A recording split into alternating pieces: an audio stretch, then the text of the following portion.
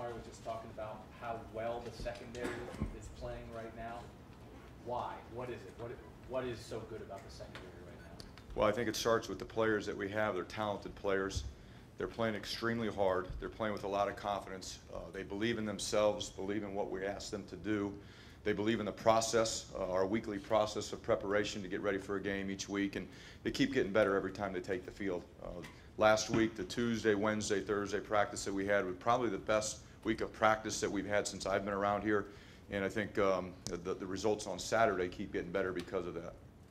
Whenever teams seem to try to get horizontal on you guys, whether it's a pass or a run to the sideline, it seems like Von Bell is kind of like a missile shooting up there. He's a silver bullet. I mean, he's the true. If you were to say what's a silver bullet, look at Von Bell. I mean, when he comes from his safety position downhill, whether it's a run or a pass, I mean, he's coming to light somebody up. And he understands angles. He's an aggressive player. He's a great tackler. He's bought into the way we teach tackling. He works extremely hard at it every day when we're in practice. And what you see on the field each Saturday is a result of what he's done in the last year and a half with the way we tackle. And naturally, he's just an aggressive player. He's got that it factor. I mean, he knows how to get to the ball. Right, Tim? Yeah, Chris, a couple things. Number one, like Urban said, he finds it hard to imagine any secondary playing better in the country right now than your group. What do you see about that group in particular that, I don't know, for want of another word, excites you? I mean, what are they doing great more than anything else? Well, we talk about some of our objectives for each game and every day, really. One, it's to believe in what we're doing and believe in themselves, and they have that. But we want to go out on the field. We want to challenge everything, and we're doing that right now, both at the corner position, safety position, the linebacker position. We're challenging throws. We want to produce takeaways, and we're doing that in the first 3 games. We've been able to do that as a defense, not just in the secondary, but as a defense. And we want to play physical, and you can see in our tackling, we're a pretty physical tackling defense, not just a secondary, but a defense. And if we can do those 3 things consistently each week, we're going to have a chance for success. And right now I can say in the 3 games that we've played, we can say check to all of those things. And it's good to see that. But like I hear all this about our secondary, we're playing well and pass defense and all that. I mean, there's really a main reason why we're having success, and it's because of our defensive line. You know, it's team defense. It's not about the secondary. It's not about the corners and the safeties. It's about team defense. I mean, for our safeties to have success in coverage, they rely on good reroutes from the outside linebackers, and we have Josh Perry and Darren Lee getting reroutes on number 2s, running up the field on those guys and taking some steam off of them. That makes a big difference. When we have a quarterback running around back there scared to get hit because Joey Bosa, Sam Hubbard, Dolphus Washington are chasing them, that makes a big difference. So it's a team concept, it's a team defense, and one part won't be successful without the other. And the good thing about it, our guys know that, believe in that, and they're flourishing because of it. Yeah, another thing, this team is coming in. They've played some pretty good offense, a few games so far. Their Braverman kid, I can't remember his number, the wide receiver, little 5'10". Number 8, yeah. He's had over 100 yards receiving the last 3 games. What kind of sets a guy like that apart when you watch him on video? Well, I think a lot of it gets back to their scheme. They put him in position to get a lot of free access throws. I mean, people aren't challenging him very much because of where he's at. A lot of it's bubble screens off of a play action where they're getting outside linebackers sucked up and getting the ball to him in space. He's got great hands. He's got good ability to run with the ball after he makes the catch and avoids contact and makes people miss out in space. But I think they do a great job of if they have a good, reliable receiver like that, they're getting the ball in his hands fairly quickly, and they're doing it without him getting challenged like we want to be able to challenge receivers because of their scheme. Right. Austin? Chris, it seemed like last year it took a few games, some time before defensively you guys were playing your best, and it surely helped to have an offense score a lot of points. This year it almost feels like it's just reversed. Is that a fair assessment to say the defense is leading the way, and is there a measure of pride for that unit to now be doing the opposite and helping out the offense? Well, at the end of the day, it doesn't really matter what the offense does. If they score 50 points or 5 points, we have a job to do, and it's to go out there and limit points and keep the opponent out of the end zone. So our players take a lot of pride in that. And, offensively, there's going to be great days, there's going to be bad days. Defensively, there's going to be great games, and there's going to be bad games. But the true measure of a great team is that you can balance each other out and you can pull through tough times when one side of the ball maybe didn't have a great game or the other side of the ball didn't, and the playmakers on the opposite side pull the team through, and you get a victory. And you're sitting here undefeated, and you get a chance to make corrections that you need to get corrected and get things going in the direction you need to get them going. But it's cyclical. There's going to be good games and bad games for both sides of the ball. And again, fortunately, we've got enough talent on each side of the ball that we can overcome those. It happened last year, like you were mentioning, just the opposite.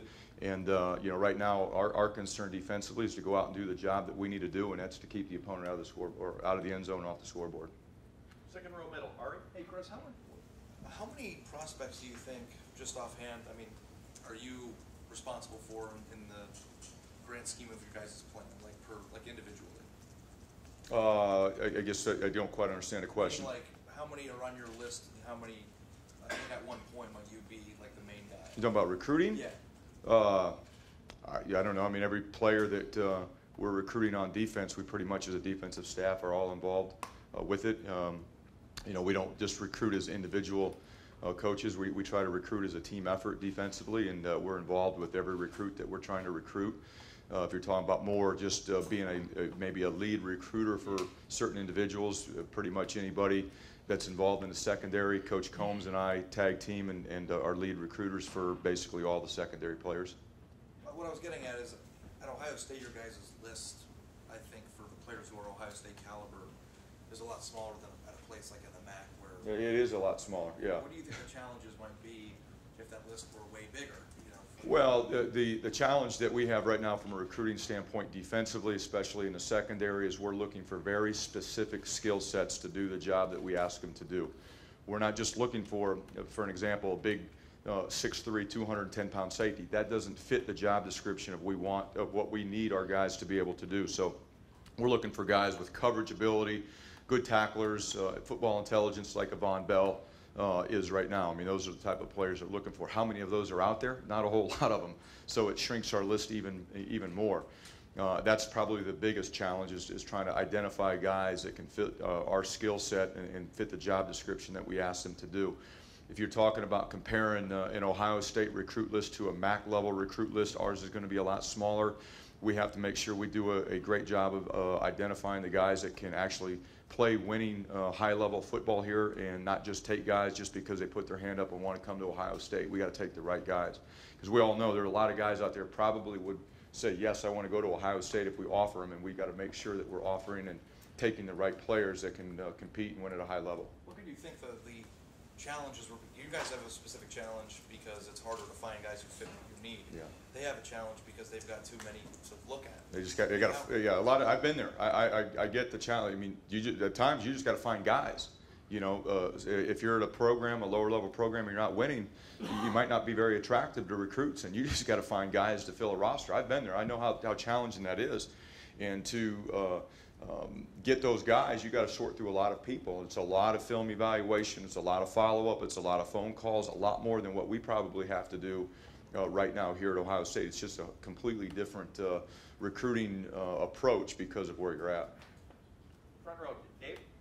Coach, I'm sure you can't get into specifics about Damon Webb's off-the-field incident, but from a football standpoint, what does that mean for you guys? How disappointed are you? It seemed like he was coming on. Yeah, I can't make any comments about Damon Webb's situation. A statement's been released by the athletic department regarding Damon, but Damon was playing well for us, and he'll be missed, but we've got enough people that will fill in and continue to get the production that we need. At the nickelback spot, who's now the number 2 nickel? Because I believe Cam Burrows. At nickel, Cam Burrows and Marshawn Lattimore are 2 guys that are working at that position. Cam took most of the reps Saturday, and Marshawn, we're just trying to get him into the flow of playing football because he hasn't played a lot here. But those are the 2 guys right now. Eric Smith won't be involved in there at all? Right now, today, no. Okay. So Marshawn and Ward, your backup corners now? Or who? They are, yeah. Front row, Bill. You mentioned Sam Hubbard before. He's a former lacrosse player, was safety, and he was being recruited. Linebacker, could you explain his development, what makes him special, what his role is right now? Well, it's hard to explain his development because it's been off the charts, to be honest with you. I mean, you said it already, a guy that came here, or didn't come here as a safety, but was a high school safety. Now he's a, 260-pound defensive end rushing the quarterback. I mean, that's in a short amount of time, that you're talking about in a year and a half or 2 years. he's been able to develop his body. And what that really does, it talks about Coach Mick and what his staff and the strength and conditioning program here at Ohio State is all about. I think they're second to none. Coach Mick does an unbelievable job, but it also speaks volumes about Sam Hubbard's commitment. You know, we laid down a challenge with him. We thought his best position would be defensive end. He wasn't big enough, strong enough to do the job a year ago, but he is now. And again, it's his commitment to Coach Mick and his staff's plan of development to get bigger and stronger, and our nutrition staff and being able to provide him the right food and build his body the way it is right now. So it's really, it's kind of unprecedented to see a guy go from where he was to where he's at in such a short amount of time. But those are the things Coach Mick does, and it's, again, he puts together a great plan, but Sam's followed that plan, and it's worked out well. He's so new to the position. What's his ceiling? It's very high, really high. You see him making huge improvements really every day he goes out there. From week 1 against Virginia Tech to where he was at here this last Saturday, completely different player. We hope to and expect to see that continued improvement each week as we go forward throughout the season. But Sam's a great kid, and he's very committed to being the best that he can be, and knows he needs to continue to get stronger to become a better player, and he's working on it all the time. Last couple of questions, second row left, Lori. Coach, I know there's a difference between practice and games, but is the offense that you go up against in practice looking better in those workouts than they are on game day right now? It's hard to say that because what we do defensively and what they've faced defensively on Saturdays are completely different. I would say probably from an offensive standpoint, facing our traditional 4-down defensive line front is probably easier than what they've faced in the last 3 weeks. They've gone against Bear Zero, and they've gone against what I would consider odd junk defense the last 2 weeks. That is not easy. It's not easy at all. And they don't go against that every day, and when that all of a sudden pops up in a week, it makes it very difficult to make that transition.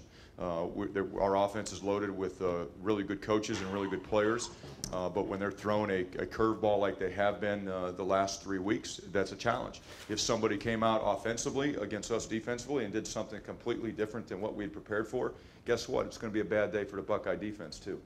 How easy is that to do, to show someone a defense that, to do what Northern Illinois did, go to an odd front when you hadn't done that before, to do what Virginia Tech did last year, to go to a Bear defense when they hadn't shown that before? It's not easy to do. It's like going to a casino and gambling a little bit. You know, you're hoping it works out, and if it does, then you know, hats off to you. If it doesn't, then it'll be a bad day for you. But when you're facing an offense like ours, they're loaded with a talented group of offensive linemen and skill players and quarterbacks. A lot of these teams feel like they probably have to do something different. Can you define odd junk? What does the junk part mean? When I say that, it's just it's blitzing and coming from a lot of different angles. You know, from the field, the boundary, in the middle, and just trying to create confusion and make plays. You know, based on that. Is that what you guys try to do on third down? Yeah, you would consider us probably a junk defense on third down. You can get more exotic and do some different things to try to create confusion, and we don't do that necessarily on first and second down, but some teams do, and a lot of it is personnel based. You know, if you're facing or if you're a defense that's got that type of personnel and that suits your personnel, that's what you do.